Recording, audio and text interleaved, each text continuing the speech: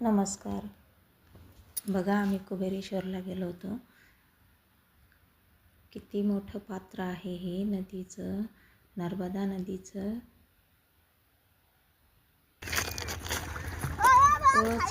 खूपच मोठी नदी आहे. बघू शकता तुम्ही. किती छान पाणी, एकदम शांत असं निर्मळ पाणी आहे. किती लांबपर्यंत किती मोठी परिक्रमा करतात. नको रे, कानात जाईन त्याच्या. बघा, आम्ही सर्व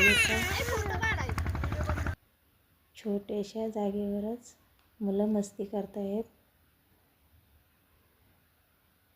किती छान वाटतंय ना. निर्मळ एकदम असं स्वच्छ पाणी आहे.